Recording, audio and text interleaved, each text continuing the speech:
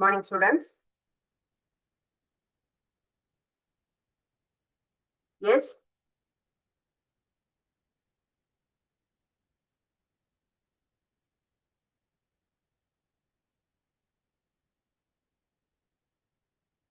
Morning, students.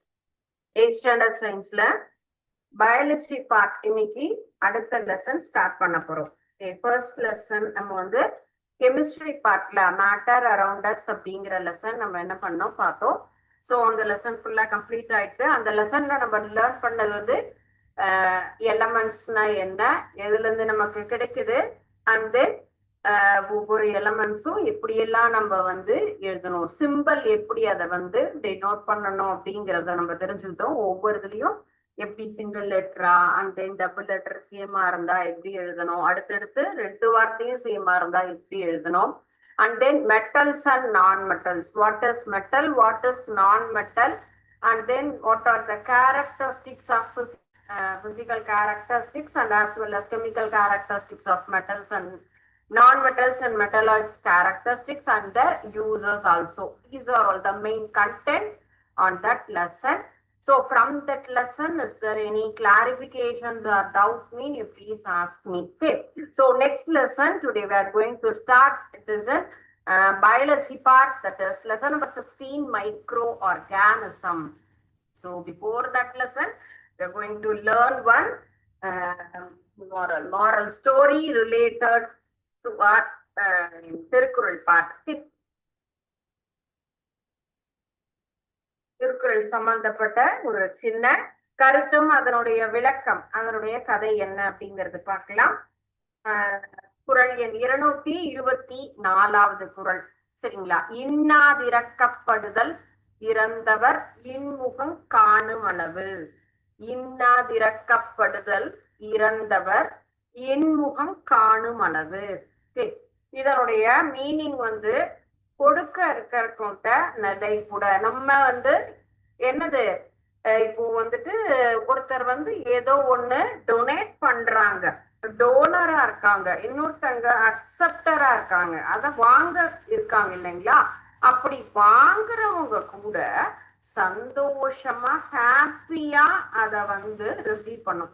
So இவங்க டோனரா இருக்கும் போது கொடுக்கும் போதும் கொடுக்கவங்களும் ஹாப்பியா இருக்கணும், ரிசீவ் பண்றவங்களும் அதை என்ன பண்ணணும், மலர்ந்த முகம், அவங்களுடைய கொடுக்க இருப்பவரின் நிலை கூட தம்மிடம் வந்து யாசித்து நிற்பவரின் மலர்ந்த முகத்தை காணும் வரை கொடியது. சோ இந்த மாதிரி நம்ம கிட்ட ஒரு பொருளை வந்து பொருள் பெற்றவரினுடைய முகம் இன்பத்தால மலரும் வரை ஈகை அப்படிங்கிறது சரியானது இல்ல. அதுவும் அவங்க என்ன பண்ணணும், சந்தோஷமா அத அவங்க ரிசீவ் பண்ணும் பொழுதுதான் கொடுக்கிறவங்களுக்கும் அது ஹாப்பியா இருக்கும். அதுதான் நம்ம இந்த குறளினுடைய ஒரு விளக்கம். இதுல வந்து இதுல ரிலேட்டடா ஒரு சின்ன கான்செப்ட் கதை பார்க்கலாம். நம்ம ஸ்கூல்ல நம்ம படிச்சுட்டு இருக்கவங்க தான். எல்லாமே நம்ம வந்து ஒரு ஒரு டேர்ம் முடிஞ்சதும் evaluation part, each and every month monthly test இருக்கும், வீக்லி டெஸ்ட் இருக்கும், குவார்டர்லி, ஹாஃப் இயர்லி அப்படின்னு சொல்லிட்டு நீங்க படிக்க படிக்க உங்களுடைய படிச்சதை எவாலுவேட் பண்ணி நல்லா படிச்சிருக்கீங்களா, புரிஞ்சிருக்கா அப்படிங்கிறத ஆராய்வதற்காக தான் நமக்கு அந்த எக்ஸாமினேஷன் பார்ட் அப்படிங்கிறது. சோ அந்த எக்ஸாம்ங்கிறத நம்ம என்ன பண்ணணும், தெளிவா படிச்சு எழுதி நல்ல மார்க் வாங்கணும். அப்பதான் நம்ம அந்த 3 மாத காலம் 6 மாத காலம் நம்ம படிச்சதற்கு உண்டான கரெக்டான ரிசல்ட் அப்படிங்கிறது வரும். அது போல காலாண்டு தேர்வு, குவார்டர்லி எக்ஸாமினேஷன் அப்படிங்கிறது வருது. எல்லாருமே மார்க் வாங்குறாங்க. எல்லாரும் ஒரே மாதிரியான மார்க் கண்டிப்பா என்ன பண்ண முடியாது, செக்யூர் பண்ண முடியாது. ஒவ்வொருத்தர் ஒவ்வொரு மாதிரியானது மார்க் இருக்கும். ஒருத்தர் above 90, above 80 and then below 50, 60 to 70 இந்த மாதிரி நிறைய கேட்டகரிஸ்ல தான் எல்லா மாணவர்களுமே 60க்கு மேல, 75, 82, 100க்கு 100 அல்லது ரொம்ப குறைவான மதிப்பெண் இப்படியும் வாங்கியிருப்பாங்க இல்லைங்களா? 50 மாணவர்கள் இருக்கும் இடத்துல எல்லா மார்க்குகளும் ஒவ்வொரு மாணவருடைய திறமையும் ஒவ்வொரு விதமாக இருக்கும். சோ அந்த வகுப்புல ஒரு 40 மாணவர்கள் ரொம்ப நல்லாவே எல்லாரும் மேக்சிமம் நார்மல், அபோவ் ஆவரேஜ், ஆவரேஜ்ங்கிற மாதிரி இருக்கு. 10 மாணவர்கள் மட்டுமே ரொம்ப குறைந்த மதிப்பெண்கள் வாங்கியிருக்காங்க. அதுல அவங்க வந்துட்டு டீச்சர் அவங்களுக்கு அட்வைஸ் பண்ணிட்டு குடுக்குறாங்க நல்லா படிக்கணும்னு. உடனே எல்லாருமே பொதுவா எப்படி அட்வைஸ் பண்ணுவாங்க? அம்மா அப்பாவா இருந்தாலும் சரி, ஆசிரியரா இருந்தாலும் சரி, பக்கத்து வீட்டுல அம்மா பண்ணடே பக்கத்து வீட்டு பையன் பாருடா தம்பி என்ன மார்க் வாங்கியிருக்கான், உன் வயசு தான், அவங்கதான் படிக்கிறான் பாரு, என்ன மார்க் 95 மார்க் வாங்கியிருக்கான், நீ தான் 45 மார்க் வாங்கியிருக்க அப்படின்னு சொல்லிட்டு சொல்லுவாங்க. ஆசிரியரும் முன்னுதாரணமாக டாப்பர்ஸ தான் என்ன பண்ணுவாங்க, உதாரணமாக காண்பிப்பார்கள் இல்லைங்களா? சோ அங்க வந்துட்டு ஒரு மாணவர் ரொம்ப நல்லா படிக்கக்கூடிய ஒரு மிகச்சிறந்த மாணவன், அவன் வந்து என்ன பண்ணிருக்கான், ராஜேஷ் அப்படிங்கிற ஸ்டூடெண்ட் அதிகமா மார்க் வாங்கியிருக்கான். அவங்களும் உங்களை மாதிரி தானே கவனிச்சாங்க, அவங்க எல்லாத்துலயும் பாருங்க 100க்கு 100 வாங்கியிருக்காங்க, நீங்க எல்லாமும் அந்த மாதிரி ட்ரை பண்ணுங்க அப்படின்னு சொல்றாங்க. சோ எப்பயுமே கம்பேரிசன் அப்படிங்கிறது கொஞ்சம் ஒரு எல்லாருக்கும் வருத்தமும் தரும். சரிங்களா, என்ன இப்படி சொல்றாங்களே அப்படின்னு. ஆனா அதை ரியலைஸ் பண்ணி நல்லா படிச்சுட்டோம் அப்படின்னு சொன்னா நல்ல விஷயம். நல்ல மார்க் வாங்கினவங்களும் என்ன பண்ணணும், அதை எல்லாருக்கும் கற்றுத்தரணும் அப்படிங்கிறது தான் நல்ல விஷயம் இல்லையா? சோ அந்த ராஜேஷ்ங்கிற மாணவர் ஒரு முடிவெடுத்து அந்த 10 மாணவர்களையும் தன் நண்பர்களாக ஏற்றுக்கொண்டு அவர்களுக்கு ஒரு ஸ்பெஷல் கோச்சிங்கிற மாதிரி ஃப்ரீ டைம் கிடைக்கும் போதெல்லாம் அவங்களுக்கு என்ன பண்றாங்க, அந்த மாணவர் சொல்லி தராங்க. குரூப் ஸ்டடின்னு படிப்பாங்க இல்லையா, அந்த மாதிரி. சோ அந்த மாதிரி கொஞ்சம் கொஞ்சமா படிக்கும்போது மத்த மாணவர்கள் எல்லாம் எல்லாரும் பார்த்து கிண்டல் பண்றாங்க, பாடுறா திருத்த வந்துட்டாராமா, இதெல்லாம் உனக்கு தேவையா அப்படிங்கிற மாதிரி எல்லாரும் எள்ளி நகையாடுறாங்க. ஆனா அத வந்து ராஜேஷ் வந்து என்ன பண்ணல, ஒரு பெரிய விஷயமாக எடுத்துக்கல. ஒரு நல்ல விஷயம் செய்யும் பொழுது எல்லா இடத்திலிருந்தும் அது பாசிட்டிவ் அண்ட் தென் நெகட்டிவ் எல்லா கருத்துகளுமே வரும். நல்ல விதமாவும் பேசுவாங்க, அதை மாறுதலாகவும் பேசுவாங்க இல்லையா? சோ எதையுமே பொருட்படுத்தாம அந்த மாணவர் தான் எடுத்துக்கொண்ட பணியை மட்டும் சிறப்பா செய்யணும்னு அவங்களுக்கு நல்லா பாடத்தை சொல்லி கொடுத்தாங்க. அடுத்த ஒரு பருவ தேர்வும் வந்தது. அந்த பருவ தேர்வுல எல்லா மாணவர்களுமே மிக நல்ல மதிப்பெண்கள் வாங்கியிருந்தாங்க. ஆசிரியருக்கு இது வந்து ரொம்ப ஆச்சரியமா இருந்தது, எப்படி இது மாதிரி ஒரு மிகப்பெரிய சக்சஸ் வந்தது அப்படின்னு அவங்க கேட்கும் பொழுது அங்க இருக்கக்கூடிய மாணவர்கள், அந்த 10 மாணவர்களுமே இதற்கு காரணம் இந்த கிளாஸ்ல வந்த டாப்பர் அப்படின்னு சொல்லக்கூடிய இந்த ராஜேஷ் தான் எங்களை முழுவதுமாக கைட் பண்ணி கோச்சிங் கொடுத்து எப்படி படிக்கணும், எப்படி புரிஞ்சுக்கணும், எப்படி ரீப்ரொடியூஸ் பண்ணணும்னு கரெக்டா எங்களுக்கு பொறுமையா எடுத்து சொன்னாங்க. எல்லாரும் அவங்கள பார்த்து கிண்டல் பண்ணாலும் எங்களுக்குன்னு ஒரு குறிப்பிட்ட நேரம் ஒதுக்கி செஞ்சாங்க அப்படின்னு சொல்லிட்டு. சோ அந்த ராஜேஷுக்கு அப்பதான் முழுமையாக தான் சொல்லி கொடுத்ததனுடைய பலன் அப்படிங்கிறது கிடைச்சது. இன்னாதிறக்கப்படுதல் இறந்தவர் இன்முகம் காணும் அளவு. சோ மத்தவங்க கிண்டல் பண்ணும் போது என்ன ஒரு வருத்தம் இருந்தாலும், ஆனா அந்த குழந்தைங்க அதை கரெக்டா ஃபாலோ பண்ணி நல்ல மார்க் வாங்கி அவங்க முகத்திலையும் இன்பத்தை பார்க்கும் பொழுது இவங்களுக்கு எப்படி இருந்தது, சொல்லி கொடுத்தவங்களுக்கும் ரொம்ப ஹாப்பியா இருந்தது. சோ நம்ம எல்லா விஷயங்களையுமே எல்லாருக்கும் நம்ம கிட்ட இருக்கக்கூடிய பணமா இருந்தாலும் பொருளா இருந்தாலும் அறிவா இருந்தாலும் பகிர்ந்தளிக்கப்படும் பொழுது மட்டுமே அதனுடைய முழு பலனையும் நம்ம அனுபவிக்க முடியும். சரிங்களா? சோ இத என்ன பண்ணலாம், ஃபாலோ பண்ணலாம். குறளை எழுதி வச்சு ஒரு 2 டைம்ஸ் படிங்க, நல்ல ஒரு கருத்துள்ள ஒரு சிறிய குறள். சரிங்களா? சோ இப்ப பாடத்துல பாக்குறது மைக்ரோ ஆர்கானிசம் அப்படின்னா, மைக்ரோ ஆர்கானிசம், மைக்ரோ அப்படிங்கிற டேர்மே என்னது, மைக்ரோஸ்கோப் அப்படின்னா சின்னது. மைக்ரோங்கிறது கண்ணில் பார்க்க முடியாத அளவு இருக்கிறது தான். Very small and size that cannot be seen at naked eye. நம்மளுடைய சாதாரண கண்களால் பார்க்க இயலாத சின்ன சின்ன நம்ம உயிரிகளுக்கு தான் மைக்ரோ ஆர்கானிசம் அப்படின்னு நம்ம சொல்லுவோம். சோ அதை எதால நம்மளால பார்க்க முடியும், மைக்ரோஸ்கோப்பால மட்டும்தான் பார்க்க முடியும். வைரஸ், பாக்டீரியா, பங்கை அப்படின்னா நிறைய படிக்கிறோம். கண்ணுல பாக்குறதுன்னா சாதாரணமா பார்க்கக்கூடியது cockroach, lizard, rot, snake, garden lizard, இது எல்லாமே நம்மளால பார்க்க முடியும். சின்ன சின்ன பூச்சியா இருந்தாலும் வண்டு, வண்ணத்து பூச்சி, வெட்டுக்கிளி, இதே மாதிரி சிறிய பூச்சிகள் எல்லாம் நார்மலான கண்களால் நம்மால் பார்க்க இயலும். ஆனால் இந்த நம்ம இப்ப பார்க்கக்கூடிய இந்த வைரஸ், பாக்டீரியா, இது எல்லாமே ரொம்ப சிறிய அளவு இருக்கக்கூடியது. மைக்ரோஸ்கோப்பால மட்டும்தான் என்ன பண்ண முடியும், பார்க்க முடியும். எங்க இருக்கும் ஆக்சுவலா. சோ இது எல்லாமே தண்ணியில நீர்நிலைகள்ல தான் இருக்கும். They are found in air, water. So pond and then lake, இந்த மாதிரி குளம், ஏரி, குட்டை, இந்த மாதிரியான நீர்நிலைகள்ல மட்டுமே அவை இருக்கக்கூடியது. சோ மோரோவர் மண்ணுல இருக்கும், நம்ம உடம்புலயும் இருக்கும். அதனாலதான் எல்லா இடத்துலயுமே ஹெல்த் அண்ட் ஹைஜீனா இருக்கணும் அப்படின்னு சொல்லுவோம். Before and after eating wash your hands. Lot of bacterias are in our hand. ஏன்னா நம்ம இந்த டஸ்ட்ல கை வைக்கிறோம், மண்ணுல கை வைக்கிறோம், எல்லா இடத்துலயுமே நம்ம என்ன பண்றோம், நம்முடைய கைகளாகப்பட்டது படுகிறது. நம்மளுடைய ட்ரெஸ், பேக், அண்ட் தென் நம்ம பஸ்ல ஏறுறோம், அதுக்கு இருக்கக்கூடிய அந்த ஹேண்டில், பெஞ்சில, அது எல்லாமே ரொம்ப கிளீனா இருக்கானா இல்ல. ஆட்ல வருது இல்ல, டெட்டால் போட்டு கிளீன் பண்ணிட்டா ஒரே ஒரு பாக்டீரியா கூட இருக்காதுன்னு. எல்லா இடத்துலயும் நம்ம அந்த மாதிரி எல்லாம் எதுவும் பண்றோமா? இல்ல இல்லையா? சோ கண்டிப்பாக கண்ணுக்கு தெரியாத நுண்ணுயிரிகள் அப்படிங்கறது நம்ம கையில இருக்கும். அதனாலதான் என்ன சொல்றாங்க, உணவு, எந்த உணவு எடுத்துக்கிட்டாலும் அதுக்கு முன்னாடி நம்ம கைய நல்லா வாஷ் பண்ணணும். மேக்சிமம் கண்ணுக்கு தெரியாம எத்தனையோ நுண்ணுயிர்கள் நம்ம வயிற்றுக்கு போகுது. அது நோய் எதிர்ப்பு சக்தியினால அதை நம்மால என்ன பண்ண முடியுது, எதிர்த்து போராட முடியுது.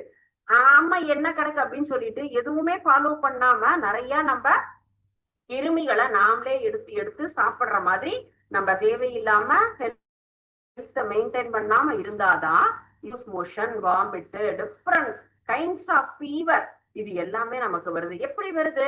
நம் தன் சுத்தம் அது இல்லாததுனாலதான், சுகாதாரம்ங்கிறத மெயின்டைன் பண்ணாததுனால இந்த மாதிரியான நமக்கு ஒரு தொற்று வியாதிகள் அப்படிங்கிறது. சோ பாக்டீரியா, வைரஸ்னால நமக்கு நிறைய என்னது ஹார்ம்ஃபுல். ஸோ இந்த பூஞ்சை, ஆல்கா, இதால நமக்கு நிறைய டிசீஸ் அப்படிங்க வருது. ஓகே, இதுல ஃபர்ஸ்ட் பார்ட்டா நம்ம பாக்குறது வைரஸ்.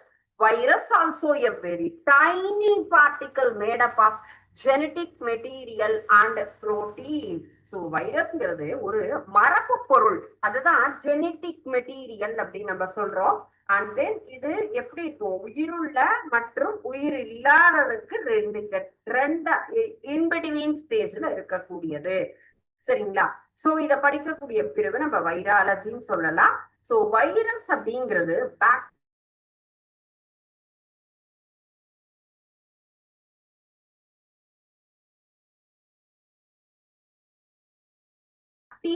விட ரொம்ப ரொம்ப ரொம்ப சின்ன. வைரஸ் அப்படிங்கிறது 10,000 times smaller size. Okay, so வைரஸ்னுடைய ஸ்ட்ரக்சர் அப்படின்னு சொல்றது எப்படி இருக்கும், அது டிஎன்ஏ ஆர் ஆர்என்ஏ. ஷேப் அப்படிங்கிறது ராட் அண்ட் ஸ்பெரிக்கல், கோல் வடிவம், கோள வடிவம். கோல் அப்படிங்கிறது என்னது, குச்சி, ஸ்டிக்கி லைக் குச்சி வடிவங்கள். ஸ்பெரிக்கல் அப்படின்னு சொல்லக்கூடியது ரவுண்ட் ஷேப்ல இருக்கிறது. ஓகே, சோ இதனுடைய ஸ்ட்ரக்சர்ல என்ன இருக்கும், டிஎன்ஏ ஆர் ஆர்என்ஏ, அதனுடைய சென்டர் பார்ட்ல சுத்தி அதுக்கு மேல ஒரு கவர் இருக்கும். அதுல நமக்கு தான் என்னெல்லாம் இருக்கும், அதுல இருக்கக்கூடிய புரதம், கொழுப்புகள், கார்போஹைட்ரேட், இதை எல்லாவற்றையும் சேர்ந்துதான் அதுக்கு இன்னொரு கவரேஜ், புரோட்டீன், கார்போஹைட்ரேட், லிபிட்ஸ், இது எல்லாவற்றையும் சேர்த்து இணைந்து இது ஒவ்வொன்றுக்கும் இதுக்கு மேல என்ன இருக்கு, ஒரு கவர் அப்படிங்கிறது இருக்கும். So these envelopes have been the spikes. ஒவ்வொன்றுக்கும் ஒவ்வொரு மாதிரியான ஒரு ஸ்ட்ரக்சர்ஸ் அந்த மாதிரி. சோ இப்ப வைரஸ்ல நமக்கு வைரஸால நமக்கு என்ன நன்மைகள் என்ன தீமைகள்னா, causes many diseases to plants, animals and human beings. So நம்ம எல்லாருக்குமே, தாவரங்களுக்காகட்டும், மனிதர்களுக்காகட்டும், அல்லது விலங்குகள் எல்லாருக்குமே கெடுதல், நோய் தோற்றுவிக்கக்கூடிய நேச்சர்ல இருக்கிறது தான் இந்த வைரஸ். உடனே நமக்கு ஜுரம் சொன்னா டாக்டர் போய் டெஸ்ட் பண்ணிட்டு பார்த்தா வைரல் ஃபீவர் அப்படின்னு சொல்லுவாங்க, இல்லைங்களா? சோ நமக்கு கண்ணுக்கு தெரியாத ஒரு வைரஸ் நம்ம உடம்புல எப்படியோ வந்திருக்கு. இன்ஃபெக்ஷன் டிசீஸ், பக்கத்துல இருக்க ஸ்டூடெண்ட்டுக்கு நேற்றுக்கு கோல்டு வந்தது, காஃப், சோ அவங்க விட்டுறது எனக்கு இன்ஃபெக்ஷன் ஆகி ஃபீவர் வந்துருது. நம்ம வீட்டுல ஒருத்தருக்கு இருந்ததுன்னா எல்லாருக்கும், பிகாஸ் நம்ம அந்த அளவுக்கு ரொம்ப கேரிங்கா இல்லாம இருந்தோம் அப்படின்னு சொன்னா, தும்மும் போது, இருமும் போது அப்படின்னு சொன்னா, நம்ம க்ளோஸ் நோஸ் அந்த மாதிரி க்ளோஸ் பண்ணாம இருந்ததுன்னு சொன்னா, நம்ம உடம்புல இருக்கக்கூடிய அந்த ஒரு இந்த மாதிரி ஹார்ம்ஃபுல் வைரஸ் அடுத்தவங்களுக்கு ஈஸியா ஸ்ப்ரெட் ஆகி இந்த காஃப் ஃபீவர் அதெல்லாம் வரும். சோ இது அது விலங்குகளுக்கும் சரி தாவரங்களுக்கும் சரி மனிதர்களுக்கும் எல்லாருக்குமே நமக்கு கெடுதல் விளைவிக்க கூடியது. இதனுடைய கேரக்டரிஸ்டிக்ஸ் அப்படின்னு சொல்லி லிவிங் அண்ட் நான் லிவிங் உயிர் உள்ளவையாகவும் இருக்கும், அதே சமயத்துல நமக்கு உயிரற்ற பண்புகள் ரெண்டுமே கொண்டிருக்கும். சோ அதுக்கு என்ன மாதிரியான கேரக்டர்ஸ்? லிவிங் கேரக்டர்ஸ் அப்படின்னு சொன்னா எதையெல்லாம் நமக்கு ரெஸ்பான்ஸ்னா heat, chemicals and then radiations, வெப்பம், வேதிப்பொருள், இவை எல்லாத்துக்குமே ரியாக்ட் பண்ணக்கூடிய ஒரு விஷயம் எதெல்லாம். சோ நமக்கு கண்ணு கூசுது, சன்லைட் அப்படின்னு சொன்னா கண்ணை என்ன பண்ணுவோம், ஜஸ்ட் பார்க்கவே முடியல டைரக்டா அப்படின்னு சொன்னா என்ன பண்ணுவோம், கண்ணை மறைச்சுப்போம். ரெஸ்பான்ஸ் அப்படின்னு இருக்கு இல்லையா, தொட்டாச்சினி நீங்க செடியை தொட்ட உடனே என்ன ஆகும், அப்படியே க்ளோஸ் ஆயிக்கும் இல்லைங்களா. அது மாதிரி இது எதுக்கெல்லாம் ரெஸ்பாண்ட் பண்ணும்னா heat, chemicals and then radiations. So இவை எல்லாவற்றுக்குமே இது என்ன பண்ணுது, பதில் ரெஸ்பான்ஸ் பண்ணக்கூடிய ஒரு விஷயம்தான் வைரஸ் அப்படின்னு சொல்லக்கூடியது. They reproduce in the host cell and produce the copies. அதனுடைய இனப்பெருக்கம் அந்த செல்லுலயே அது யார் உடம்புல போகுதோ அதுலயே அது உருவாக்கிடும். இப்போ வந்துட்டு வைரஸ் நமக்கு ஃபர்ஸ்ட் ஒரு ஃபீவர் அல்லது காஃப் வரதுக்கு முன்னாடி சிம்டம்ஸ் எப்படி இருக்கும், அப்படியே நோஸ் எல்லாம் ஒரு மாதிரி, தொண்டையில அப்படியே அழிக்கிற மாதிரி இருக்கும், அப்படியே குரல் கொஞ்சம் எப்படி இருக்கும், சேஞ்சஸ் கரகரப்பா இருக்கும், இருமல் வரும், அண்ட் தென் இந்த மாதிரி லிட்டில் பை லிட்டில் அதனுடைய சிம்டம்ஸ் தெரியுது, இன்க்ரீஸ் ஆயிட்டே போகும். அதுக்கப்புறம் ஸ்னீஸ் வரும், ரன்னிங் நோஸ் வரும், ஹெவி காஃப் வரும். சோ இதுதான் stage by stage.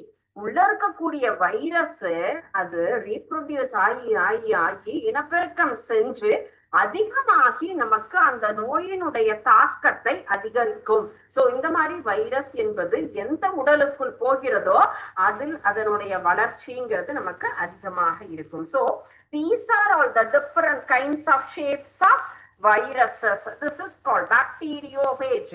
This is complex structure. So எப்படி இருக்கு, நமக்கு இந்த மாதிரி அருங்கோண வடிவத்துல இந்த மாதிரியான அமைப்புல இருக்கக்கூடியது. மேல் பகுதி அப்படிங்கிறது காப்சிட் அப்படின்னு சொல்லக்கூடிய ஒரு பகுதி, இது தலைப்பகுதி மேல இருக்கிறது தான் ஹெட் அப்படின்னு சொல்லலாம். ஹெட்ங்கிறது இந்த சென்டர் பார்ட்ல. So this kind of virus is called bacteriophage. Next one is spherical shape. Spherical na இதே மாதிரி இந்த மாதிரி வட்ட வடிவத்துல இருக்கிறது.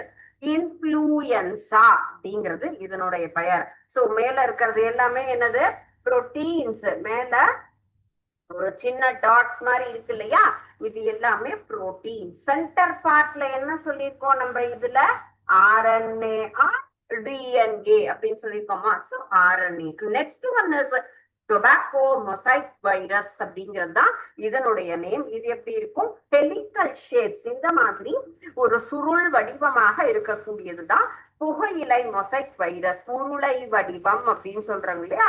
So this is RNA. இந்த டாப் பார்ட்ல இருக்கிறது, இது சென்டர்ல இருக்கிற இந்த வளைவா வர்றதுதான் ஆர்என்ஏங்கிறது.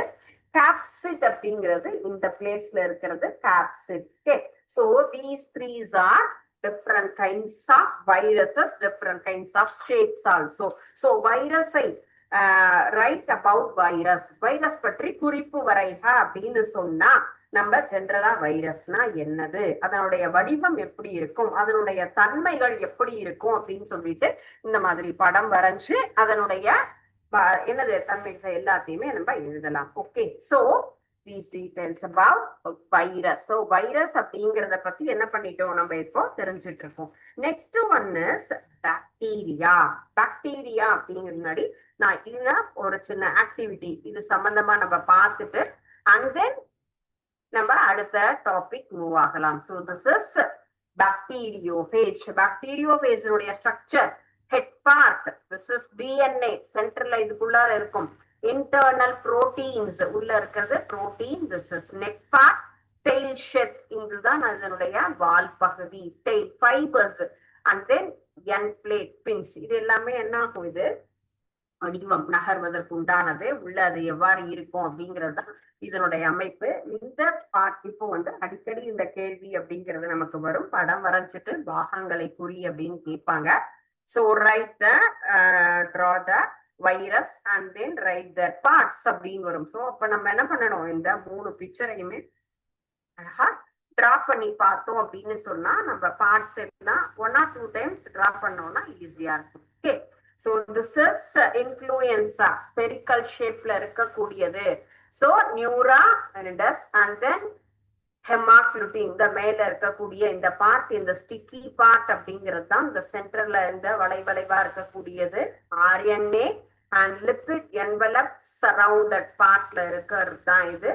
M1 M2ங்கிறது இந்த டாட் பார்ட்ல இருக்கிறது தான் புரோட்டீன்ஸ், மேட்ரிக் புரோட்டீன்ஸ் சொல்றோம் இல்லையா அந்த பகுதி.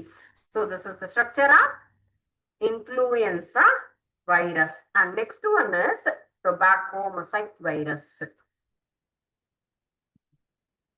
This is புகையிலை மொசைக் வைரஸ் அப்படிங்கிறது உருளை வடிவில் இருக்கக்கூடியது ஆர்என்ஏ பார்ட். பாருங்க எவ்வளோ அழகா சென்ட்ரலா அதனுடைய வடிவம் பாருங்க, ஒரு திராட்சைய பஞ்ச் எப்படி இருக்கும், கிரேப்ஸ் பஞ்சுன்னா அந்த மாதிரி இருக்கிறது தான் அதனுடைய வளைவு. கேப்சோமஸ் ஆர்என்ஏங்கிறது அது உள்பகுதியில இருக்கக்கூடியது. எந்த மாதிரி சைஸ்ல இது இருக்கும் அப்படிங்கிறதுக்கு அதனுடைய அளவு அந்த ஆம்ஸ்ட்ராங்ல கொடுத்துருக்காங்க. சரிங்களா? சோ இதுதான் நம்ம டொபாக்கோ வைரஸ் மொசைக் வைரஸினுடைய ஒரு ஸ்ட்ரக்சர்.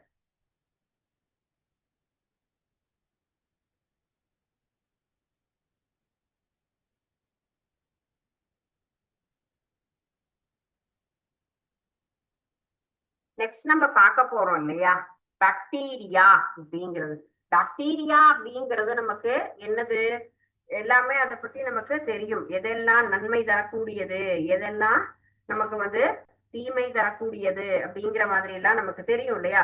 சோ இதுல என்ன கொடுத்திருக்காங்க, எது நன்மை தரக்கூடியது, எது தீமை தரக்கூடியது, helpful microbes and then harmful micro organism, எது நன்மை பெறக்கூடியது. இந்த பிக்சர்ல இருக்கிறத நம்ம என்ன பண்ணணும், சரியான முறையில கரெக்டா பிரிச்சு எழுதணும். Bacteria to make cheese.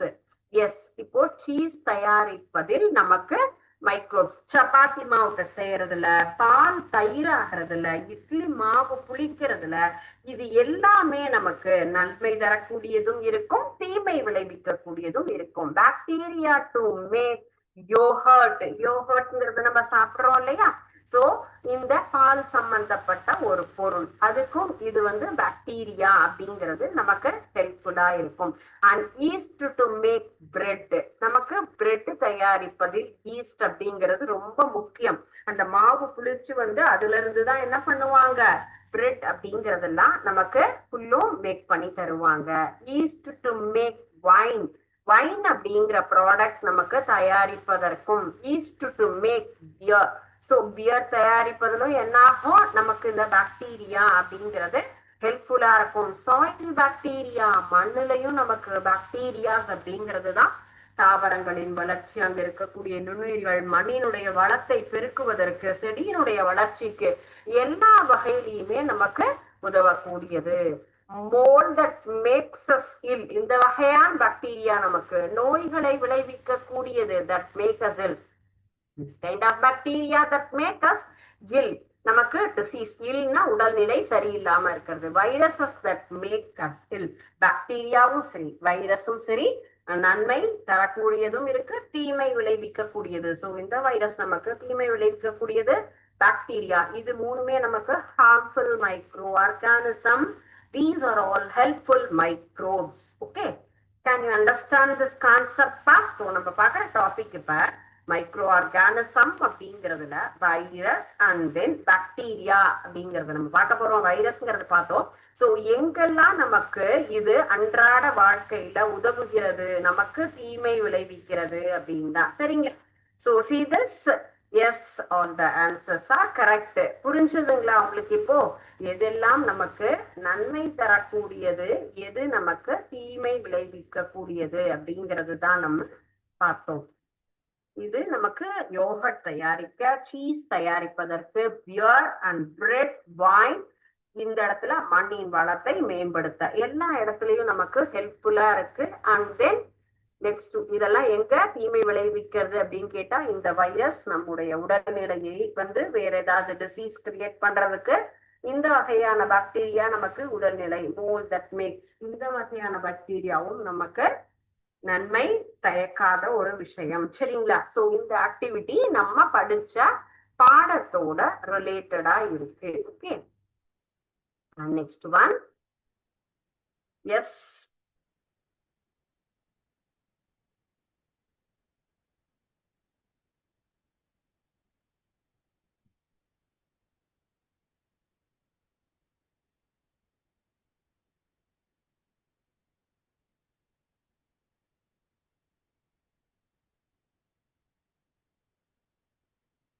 So related micro ஆர்கானிசம்ல ஒரு சின்ன கொஸ்டின் ஆன்சர் என்ன அப்படிங்கறது நம்ம பார்க்கலாம். Yes, which bacteria is used to make curd? curd தயாரிப்பதற்கு and then எது ஒவ்வொரு பொருள் தயாரிப்பதற்கு எதெல்லாம் என்னென்ன வகையில நமக்கு ஹெல்ப் பண்ணுது அப்படிங்கறதுதான் நம்ம பார்க்க போறோம். சரிங்களா? சோ இது என்னது? which bacteria used to make curd na lactobacillus. Okay, so lactobacillus அப்படிங்கிறது அதுக்கு ஹெல்ப் பண்ணுது. object viewed under microscope. So நம்ம ஒரு சின்ன பொருளை நம்ம வைரஸ் அண்ட் தென் பாக்டீரியாவெல்லாம் இதுதான் மைக்ராஸ்கோப் அப்படிங்கிறது. What is this? This is called, this instrument is called microscope. With the help of the microscope, can we able to see the feature of virus, bacteria, fungi like that. Okay, so இத எப்படின்னா specimen அப்படின்னு நம்ம சொல்லுவோம். சின்ன ஸ்லைட்ல அதை வச்சு நம்ம என்ன பண்ணுவோம், இந்த பிளேஸ்ல வச்சு நம்மளால அதை பார்க்க முடியும். சரிங்களா? Next one is fermentation. What is fermentation அப்படிங்கிற process? Sugar into acid and salt into acid, salt into alcohol, yeast into acid, water to alcohol, acid to alcohol அப்படிங்கிறது. சோ நமக்கு ஃபெர்மெண்டேஷன் அப்படிங்கிறது சுகர் இன்டு ஆல்கஹால், பழங்களை எல்லாம் பதப்படுத்தி தான் நம்ம என்ன பண்றோம், சர்க்கரை அது மூலமாக குளுக்கோஸ் ஃப்ரக்டோஸ் நொதித்து நமக்கு ஆல்கஹால் அப்படிங்கிறது நமக்கு ப்ரிப்பேர் ஆகும். Okay, so and next one is நமக்கு which is not waterborne disease. எது நமக்கு நீர் சம்பந்தப்பட்ட வியாதி, வாட்டர்ல இருந்து நமக்கு வராதது? Cholera, typhoid, malaria, hepatitis and then கேடிசஸ், டியூபர்குலோசிஸ். சோ இதுல எது நமக்கு இந்த தண்ணினால நமக்கு வாட்டர் கண்டாமினேஷனால வராதது அப்படின்னா டியூபர்குலோசிஸ். மீதி காலரா, டைபாய்டு, மலேரியா இது எல்லாமே நமக்கு நீர் தேக்கம், நீரிலிருந்து வரக்கூடிய கிருமிகளால வரும். டியூபர்குலோசிஸ் அப்படிங்கிறது அந்த மாதிரியான ஒரு டிசீஸ் இல்ல. which is not communicable disease. Communicable அப்படிங்கிறது நமக்கு டக்குன்னு ஒருத்தர் இருந்து இன்னொருத்தருக்கு என்ன ஆகும், இன்ஃபெக்ஷனல் தொற்று வியாதி, flu, asthma, corona, Ebola, hepatitis and CRE. so among these asthma அப்படிங்கிறது தான் நமக்கு கம்யூனிகபிள் கிடையாது அப்படிங்கிறது. மீதி எல்லாமே என்ன சொல்லியிருக்கோம், கொரோனா பேண்டமிக்ல கூட கொரோனா ஒருத்தர் இருந்து இன்னொருத்தருக்கு வந்துரும் அப்படின்னு பார்த்தோம் இல்லையா? சோ அது மாதிரி இல்லாம இருக்கக்கூடிய டிசீஸ் என்ன அப்படிங்கிறது தான். சோ நமக்கு தயிரா மாறுவதற்கு lactobacillus object view under microscope specimen மூலமாக பார்க்கலாம். ஃபெர்மெண்டேஷன் அப்படிங்கிறது நமக்கு சுகர் டு ஆசிட் அல்லது ஆல்கஹாலா கன்வெர்ட் ஆகும். வாட்டர்பார்ன் டிசீசஸ்னா டியூபர்குலோசிஸ் கிடையாது.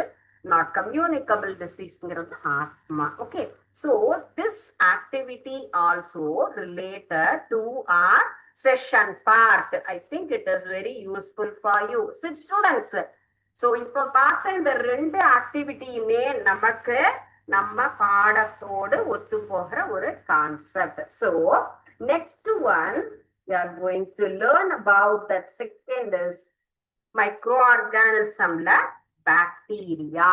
எஸ், இப்போ நம்ம வைரஸ் பத்தி பார்த்தோம். நெக்ஸ்ட் நம்ம பார்க்க போறது பாக்டீரியா.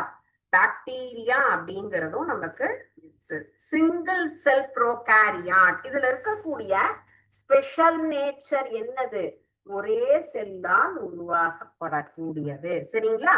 சோ பாக்டீரியங்கள் ஒரு செல்லிலானது. உள்ள என்ன இருக்காது? வித்தவுட் நியூக்ளியை. நமக்கு அதுல என்ன இல்ல? நியூக்ளியஸ் அப்படிங்கிறது கிடையாது. அதுதான் இதுல இருக்கக்கூடிய ஒரு ஸ்பெஷல் நேச்சர். வித்தவுட் நியூக்ளியில ஒரே சிங்கிள் செல்ல இருக்கிறது தான் bacteria. So consider to be the first living organism. Next one important part என்னது? இந்த பூமியில முதல்ல தோன்றது. உடனே ஒரு ரன்னிங் ரேஸ் அப்படின்னு சொன்னா யார்ப்பா ஃபர்ஸ்ட் மார்க் வாங்குறாங்க, யார் ஃபர்ஸ்ட் போய் ரீச் ஆகுறாங்க, யார்ப்பா நிலவுல முதல்ல கால் வச்சாங்க, இதெல்லாம் ஒரு சிறப்பான விஷயம் இல்ல. ஃபர்ஸ்ட் 2 பேர் நடந்து வீட்டுக்கு வந்துட்டே இருக்கோம் அப்படின்னு சொன்னா இல்லையே, நான் தான் ஃபர்ஸ்ட் வீட்டுக்கு வந்துட்டேன் அப்படின்லாம் சொல்லுவோம் இல்லையா? அதெல்லாம் ஒரு சின்ன சின்ன ஹாப்பினஸ். சோ அப்ப முதல்ல இந்த பூமியில வந்தது யார் அப்படின்னு சொன்னா the first living organism in earth. First living organism in earth. பூமியில முதல்ல தோன்றிய ஒரு சின்ன உயிரினம் அப்படிங்கிற ஒரு சிறப்பு தன்மை பாக்டீரியாக்கு இருக்கு. So bacteria under the kingdom. எந்த ஒரு அதன் ஒவ்வொருத்தருக்கும் ஒரு ஃபேமிலி அப்படின்லாம் இருக்கும் இல்லைங்களா? சோ அது மாதிரி இது மொனேரா அப்படிங்கிற ஃபேமிலியில வந்தது. Next structure of bacteria. So இதுல வந்துட்டு பாக்டீரியா அப்படிங்கும் போது நமக்கு எதுக்கெல்லாம் தேவைப்படுகிறது? நமக்கு காற்று சுவாச பாக்டீரியா. சுவாசத்திற்கு என்ன வேணும்? ஆக்சிஜன் வேணும். சோ பாக்டீரியாவை 2 டிவிஷனா பிரிக்கலாம். காற்று சுவாச பாக்டீரியா, காற்றில்லா சுவாச பாக்டீரியா. சோ சுவாசத்திற்கு ஆக்சிஜன் தேவை அப்படின்னு சொன்னா that kind is called aerobic and anaerobic.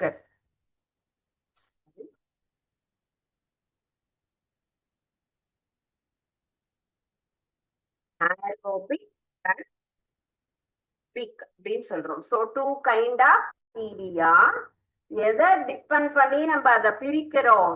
S, aerobic அப்படின்னு சொன்னா requires oxygen. இதுக்கு சுவாசிப்பதற்கு ஆக்சிஜன் தேவை. ஆக்சிஜன் இருந்தாதான் இது உயிரோட இருக்க சுவாசம் நடக்க முடியும். does not require. இதற்கு ஆக்சிஜன் தேவையில்லை. Which one? Anaerobic bacteria. Aerobic bacteria require oxygen for respiration.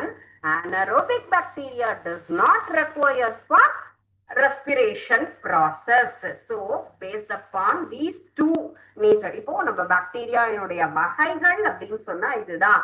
நமக்கு சுவாசத்திற்கு ஆக்சிஜன் தேவையான பாக்டீரியா, தேவை இல்லாதது. சுவாசத்தினுடைய அடிப்படையில 2 வகையா நம்ம இதை பிரிக்கலாம். சோ இதுல இருக்கக்கூடிய ஸ்ட்ரக்சர் பாக்டீரியாங்கிறது என்ன இருக்கும்? அதனுடைய செல் வால் அப்படிங்கிற ஒரு ஸ்ட்ரக்சருக்கும் உள்ள நியூக்ளியாய்டு அப்படிங்கிறது இருக்கும். உள்ள என்ன என்று நம்ம சொல்லியிருக்கோம்? நியூக்ளியை இல்ல, வித்தவுட் நியூக்ளியஸ் அப்படின்னு நம்ம பார்த்திருக்கோம் இல்லைங்களா? So this structure of bacteria, that is nucleoid. இது நியூக்ளியாய்டு அப்படின்னு சொல்லக்கூடிய அந்த டிஎன்ஏ பார்ட். இது ரொம்ப இந்த வடிவம், இந்த ஒரு ஸ்ட்ரக்சர் படம் என்பது ஈவன் நமக்கு அடுத்த ஸ்டாண்டர்ட்லயும் என்ன ஆகும்? கண்டிப்பா யூஸ்ஃபுல்லா இருக்கும். So you practice many times in this diagram. So centre part, இந்த பிங்க், லைட் பிங்க் கலர்ல இருக்கக்கூடியது சைட்டோபிளாசம். சோ இங்க ரெட் டாட் இருக்கு இல்லையா? That is nucleoid DNA part. இங்க மேல இருக்கக்கூடிய இந்த டெய்ல் மாதிரி இருக்கிறது தான் லீஃப். அண்ட் தென் பிளாஸ்மிட் அப்படிங்கிறது இந்த வளைவான இந்த ஒரு லாவெண்டர் கலர் பார்ட்னு சொல்லுவோம். இந்த லைட் ப்ளூ கலர்ல சின்ன சின்ன டாட்டர்ஸ் இன்க்ளூஷன் பாடிஸ். பிளாஜெல்லம் அப்படிங்கிறது தான் அதனுடைய கச இழை அப்படின்னு நம்ம சொல்றோம் இல்லைங்களா? அதுதான் நம்ம அந்த வால் பகுதி. This is the yellow color line is cytoplasmic membrane. So இதை சுற்றி முதலாக இருவது என்னது? சைட்டோபிளாசம் மெம்பரேன், அந்த இழை அப்படின்னு சொல்லணும். இந்த brown colour right. and then yellow color part cell wall நமக்கு செல் சப் அப்படின்னு சொல்லுவோம் இல்லையா. ஃபர்ஸ்ட் ஒன் அப்படிங்கிறது நமக்கு cytoplasmic membrane, next one is நமக்கு செல் வால் அப்படிங்கிறது this is capsule part. Next brown கலர்ல இருக்கிறது capsule part. This are ribosomes. இந்த brown color dot இருக்கு இல்லைங்களா. சோ ஒவ்வொரு புள்ளி நீ இப்ப அது வந்து அந்த பகுதியை அந்த பார்ட்டை ஞாபகம் வச்சு இதே மாதிரி நீங்க டயக்ராம் டிரா பண்ணிட்டீங்கன்னா அந்த ஒவ்வொரு பார்ட்டையும் நம்ம வந்து என்ன பண்ண வேண்டாம், மெமரைஸ் பண்ண வேண்டாம். இது கசை இழை, அப்ப இது செல் பகுதி, இது cytoplasm, this is RNA, this is DNA. So இந்த மாதிரி ஒவ்வொன்னையும் நம்ம டிரா பண்ணும் போதே என்ன பண்ணணும், அத கரெக்டா ரெஜிஸ்டர் என்ன பார்ட்டுங்கிறத நம்ம யோசிச்சுட்டோம்னா அது நம்ம திரும்பியும் என்ன பண்ண வேண்டாம், தனியா ஒரு தடவை மனப்பாடம் பண்ண வேண்டாம். It is one of the important topic. பாக்டீரியாவினுடைய வடிவம் வரைந்து அதனுடைய ஸ்ட்ரக்சர் எழுதுங்க அப்படின்னு சொல்லலாம். சரிங்களா. பாக்டீரியா செல்லினுடைய வடிவத்தை பொறுத்து நமக்கு அதை பல வகையாக பிரிக்கலாம். பேசில்லை, ஸ்பைரல்லா, காக்கை அப்படிங்கிற டிஃப்ரெண்ட் கைண்ட்ஸா அதனுடைய பகுதிகள் நம்ம இதை பார்க்கலாம். ஓகே. சோ இப்போ இதுல செல் ஸ்ட்ரக்சர் அப்படின்னு சொன்னா வெளியே இருக்கக்கூடிய பகுதி, உள்ள என்ன இருக்காது, உட்கருங்கிறது நியூக்ளியாய்டு அப்படின்னு தான் நம்ம சொல்றோம். உள்ள நமக்கு அதுல சவ்வு உள்ள இருக்கக்கூடிய உட்கரு சவ்வு அப்படின்னு நமக்கு இல்ல, பிளாஸ்மிட் பார்ட் அப்படிங்கிறது தான் இருக்கு. Okay. So what are the classification means, first one is bacilli. that is rod shaped. நம்ம எப்படி குச்சி வடிவம் கோள வடிவம்னு வைரஸ்ல பார்த்தோம் இல்லையா, அது போல பாக்டீரியாலும் நமக்கு ஸ்பைரல் ஷேப்ல இருக்கிறது அண்ட் தென் ராட் ஷேப்ல ஒவ்வொன்றுக்குமே. பேசில்லை அப்படின்னு சொல்றது எந்த ஷேப்ல இருக்கும், ராட் ஷேப், குச்சி வடிவத்துல இருக்கக்கூடியதுதான் இது நமக்கு பேசில்லை. எக்ஸாம்பிள் பேசில்லஸ் ஆந்த்ராசிஸ் அப்படிங்கிறது. Second one is spirilla. Spirilla அப்படின்னு ப்ரொனவுன்ஸ் பண்றச்சையே அதனுடைய ஷேப் அப்படிங்கிறது எப்படி இருக்கும், yes that is in spiral shape only. Spiral shape bacteria. Cocci, cocci means that is circle. நமக்கு வந்து எப்படி இருக்கும், அது ஒரு பால் ஷேப்ல இருக்கக்கூடியதுதான். நமக்கு இந்த மாதிரி பால் ஷேப், வட்ட வடிவம், பந்து போன்ற வடிவத்துல இருக்கிறது தான் நம்ம என்ன சொல்லியிருக்கோம், காக்கி அப்படிங்கிற ஒரு அடுத்த ஒரு வகையானது. Vibrio, vibrio is nothing comma shaped bacteria. So vibrios அப்படிங்கிறது நம்ம கமா, ஃபுல் ஸ்டாப், பஞ்சுவேஷன்ல படிச்சிருக்கோம் இல்லையா, கொட்டேஷன், எக்ஸ்கிளமேஷன் அப்படின்லாம். சோ இப்போ அந்த விப்ரியோ அப்படிங்கிற அந்த ஒரு டைப் எப்படி இருக்கும், கமா ஷேப்ல இருக்கக்கூடியது. என்ன ஷேப், சோ ஒவ்வொன்றும் அதனுடைய வடிவத்தை பொறுத்து அதனுடைய பெயர். பேசில்லை அப்படின்னு சொன்னா rod shape, spirilla is in spiral shape, cocci is in ball shape, vibrio is in comma shape. Okay. So these are all the different kinds of bacteria depends upon the structure. Bacteria are classified according to the shape of the cell. அதனுடைய செல்லினுடைய வடிவத்தை பொறுத்து இந்த பாக்டீரியாக்களை பேசில்லை, ஸ்பைரல்லா, காக்கை and Vibrio. So ஒவ்வொன்றுக்கும் எக்ஸாம்பிள்னு பாத்தீங்கன்னா விப்ரியோன்னு சொன்னா அதுலயே பாதி பாதி நமக்கு வரும். Vibrio cholera is an example of Vibrio bacteria. And then காக்கை அப்படிங்கிறது நமக்கு வந்து டிப்ளோகாக்கஸ், ஸ்ட்ரெப்டோகாக்கஸ் இந்த மாதிரியான ஒரு வடிவத்தில் எக்ஸாம்பிள்ஸ் கொண்ட ஒரு பாக்டீரியாஸ். ஸ்பைரல்னா Helicobacter pylori is the example of Spirilla bacteria. And then Bacillus anthracis is the example of bacilli bacteria. So பாக்டீரியானா அதனுடைய ஸ்பெஷல் நேச்சர் என்னது, single cell prokaryote, that is without nuclei. So they are considered to be the first living organism in earth. These 2 points are very essential about bacteria. Write about bacteria means you should write the first point, it is a single cell without nuclei, first living organism in earth. So bacteria are grouped under the kingdom of Venera. So in the 3 point, and then is divided into two types. One is aerobic and then another one is anaerobic bacteria. Yes, require oxygen for respiration. That is called aerobic. Without oxygen in respiration part means that is anaerobic bacteria. So bacterium as an outer covering. Then you should draw the bacteria structure and write their parts. So அதையே என்ன பண்ணலாம், நம்ம sentence spray பண்ணணும். outer covering ல இருக்கிறது cell wall. nuclear materials எதை சொல்லலாம், நமக்கு represented by the nucleoid. without nuclear membrane அப்படின்னு சொல்லலாம்.